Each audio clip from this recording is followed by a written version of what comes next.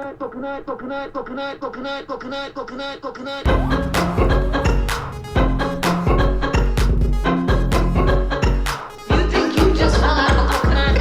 I'm Jamie Grantham. BRAT is the latest album from singer, songwriter, electric dance musician, and pussy pop slay queen Charli XCX, an English party girl icon who has pretty consistently delivered hits on hits within the last decade, be it her 2014 hit Boom Clap, or her chorus on Iggy Azalea's Fancy, her fast girl anthem Vroom Vroom, the entirety of her very commercially successful Crash, as well as her pretty recent contribution to the Barbie movie Speed Drive. An artist so steeped in every corner of dance and electronics such as synth pop and Europop and hyperpop and bubblegum pop and experimental pop.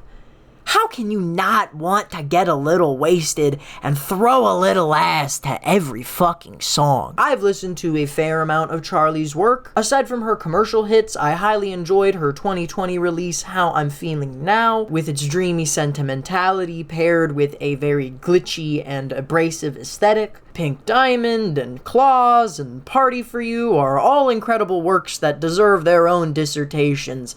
But that's for another video. Also, her 2022 album Crash, which, while I was not as privy to its predictable song structures and relatively trendy 80s and Europop stylings, I can still get behind how infectious a lot of those songs were. Lucky for me, though, this new album over here is absolutely everything that I want and more. With clubby bop after clubby bop, Charli infuses every ass-kicking, bass-bumping beat with such sincerity and vulnerability, it feels as though she made this one specifically for girlies crying in the club. It's me.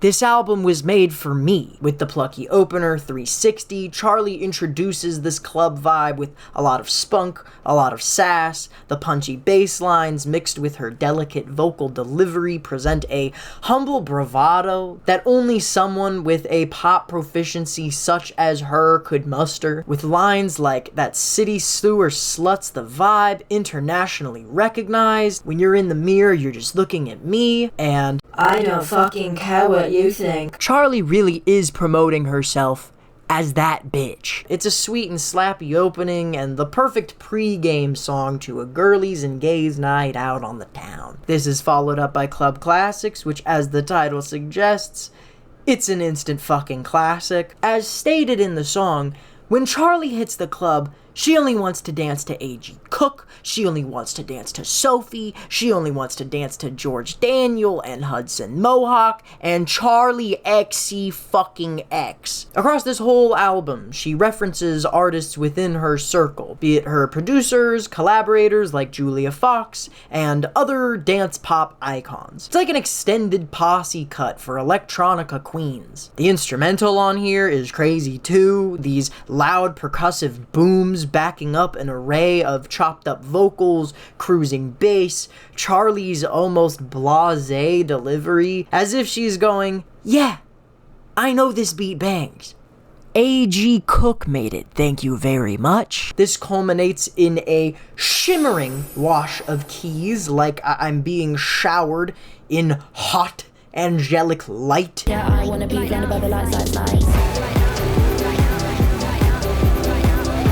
There's a playful passage of Charli lackadaisically singing how she's gonna dance to the morning light, feeling herself up singing, I want to dance to me when I go to the club.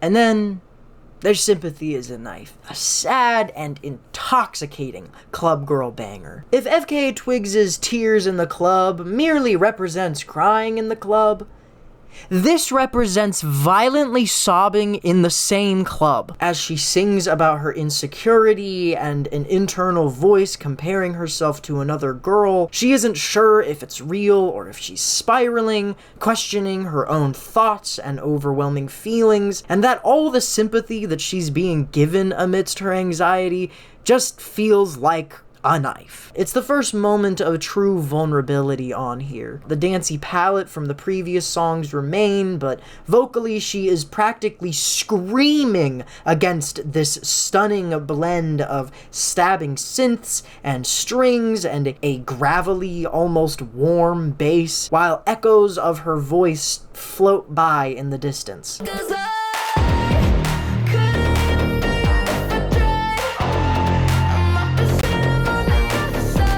It's heartbreaking and real and one of the best tracks on here, in my opinion. Then we get the first of a few slower moments on the album that nicely break up this very riveting pace with, I might say, something stupid, which I might not return to this one for casual listening, but in context of the full album, placing this after the first moment of real sincerity is really effective, feeling lost and messy, and that it's best if she were to just fade into the background, lest she say something stupid. And then there's Talk Talk, which almost feels like she had her little sad girl cigarette break outside, and now she's just trying to hype herself back up to talk to the cutie on the other side of the club. It's fun, it's freeing, it's falling apart at the seams. She sings about feeling crazy for how desperate she is for this person to talk to her, all backed up by a killer hook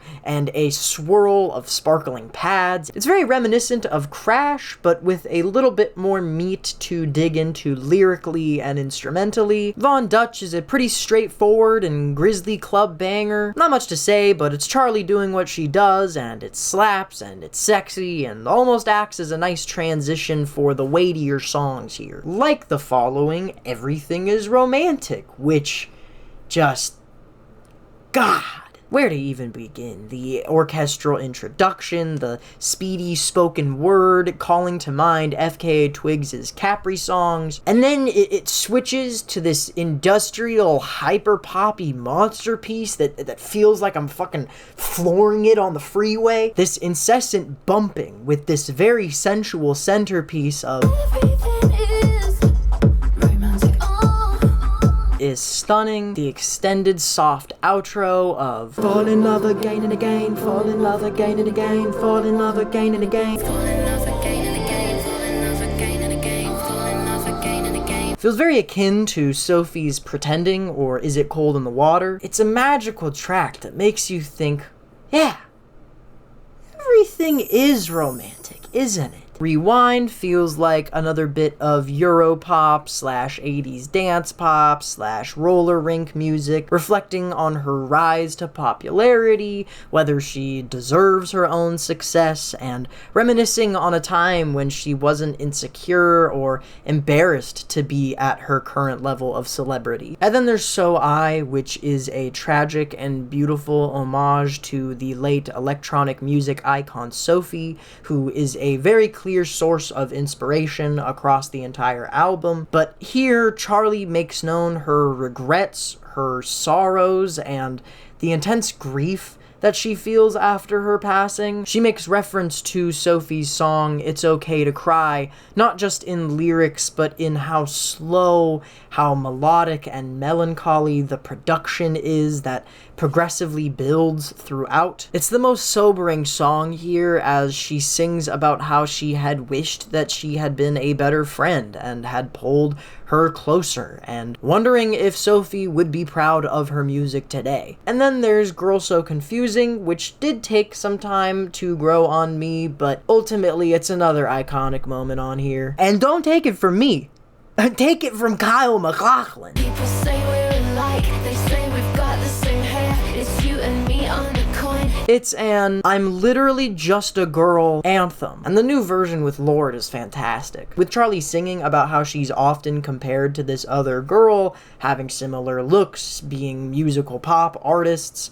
and expressing her fear that she can't tell if secretly they hate each other or not. The Lorde version acts as a delicious response to the original, and it slays harder than you can imagine. Then we have Apple and B2B, or Back to Back, which is the lower point of the album for me. Both keep up the infectious pop vibes, Apple being a more bubbly, bubblegummy cut, and B2B being a much more straightforward house club bop. Neither is bad, but they both feel a little stale in comparison to the rest of the material. With how many bells and whistles she loads onto this album, these two feel short-lived. Back to Back is a bit repetitive for my taste and doesn't have a very satisfying conclusion. And Apple, while it's an interesting analysis of a relationship through the saying, the apple doesn't fall far from the tree, it doesn't nearly feel as exciting as what's come before, and it just kind of loses my interest a little. But it's okay because the song Mean Girls is one of the cuntiest cuts on here. This one's for all my mean girls. This one's for all my bad girls. A bad girl anthem. Another pre-gaming girls' night out club banger. I have to note the introduction of the sporadic and groovy piano keys in the second half transform the song into what sounds like a hook on a Wolfpack track. It's dancey and fun and so fucking tasty, man. I just want to gobble up the song whole. Next, we have our last moment of calm on the song I Think About It All the Time, which is a mellow reflection on whether or not Charli sees herself as a mother. Visiting her friend who's recently with child, she wonders if that might be the next path that she takes. If she's ready to give up some of her freedom as a 31-year-old party girl and settle into parenthood. If a baby would give some meaning to her life. If that would fulfill the void that celebrity hasn't been able to fill. These thoughts provide a final bit of raw humanity to an album that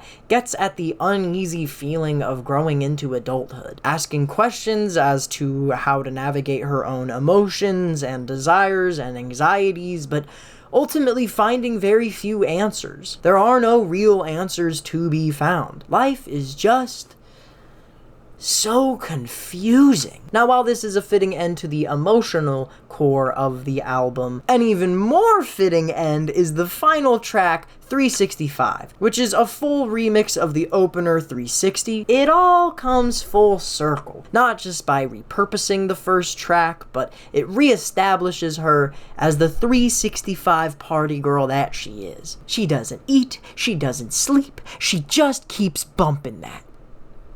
And by that, yes, I do mean cocaine. It transforms from the familiarity of the original track into an abrasive and electrifying club thrasher that perfectly caps off the 41-minute runtime. And with that, yeah, that's BRAT. To say I enjoyed this album is an understatement. It's made me motivated to dive deeper into Charli's discography, because by itself, BRAT is one of the most refreshing and exciting albums that I've heard so far this year, with just how heartfelt and expressive, how fun and masterful and bright the experience feels. There's something about it that keeps me wanting to play it from start to finish over and over and over again. Charli gave gay people such a treat this June by putting out an album that encapsulates how messy it feels to have fun, and how fun it feels to be messy. It's honest, it's infectious, it's thoroughly danceable and sexy and infused with so much confidence and sincere love for oneself and one's craft. It's simply freeing, to say the least. And all this is to say, I give Charli XCX's BRAT a 9 out of 10. I hope all you cutie patooties out there have a fabulous morning, noon, and night, and bye.